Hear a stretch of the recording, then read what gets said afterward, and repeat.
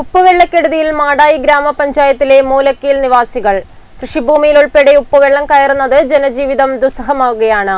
കൺകെട്ട് ചിറയുടെ സംരക്ഷണം നടത്താത്തത് കാരണമാണ് ഉപ്പുവെള്ളം കയറുന്നതെന്ന് പ്രദേശവാസികൾ പറയുന്നു.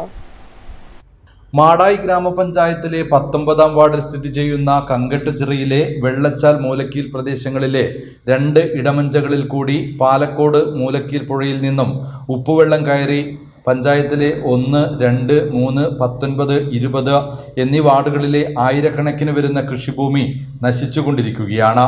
ഉഴുന്ന്, പയർ, ചെറുപയർ തുടങ്ങിയ ഇടവിളകളും പച്ചക്കറികളും കൃഷി ചെയ്യേണ്ടുന്ന ഈ സമയത്ത് ഈ പ്രദേശം വെള്ളം കയറി സർവനാശം വിതച്ചിരിക്കുകയാണ്.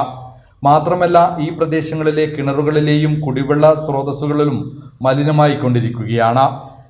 വെള്ളച്ചാലിലുള്ള ഇടമഞ്ച പൂർണ്ണമായും നശിച്ചു പോകുകയും മൂലക്കീലുള്ള ഇടമഞ്ച ഭാഗികമായി തകർന്നു പോവുകയും ചെയ്തിട്ടുണ്ട്.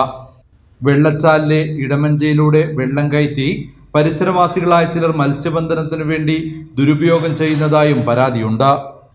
നിബന്ധനകൾ പാലിക്കാതെ മത്സ്യബന്ധനത്തിന് ഉപ്പുവെള്ളം കയറ്റുന്നതിനാൽ കൃഷിഭൂമി സംരക്ഷണവും ഇടമഞ്ച പരിപാലനവും അവതാളത്തിലാവുകയും ചെയ്തിരിക്കുകയാണെന്നും ആക്ഷേപമുയരുന്നു.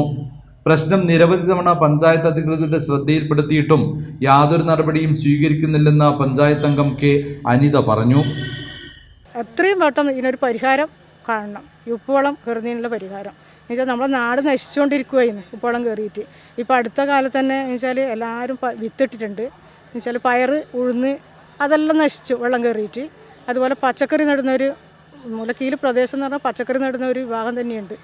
അവരതെല്ലാം നശിച്ചുകൊണ്ട് ഇപ്പോൾ ഒന്നും പച്ചക്കറി നടാനും പറ്റാത്തൊരവസ്ഥയാണ്.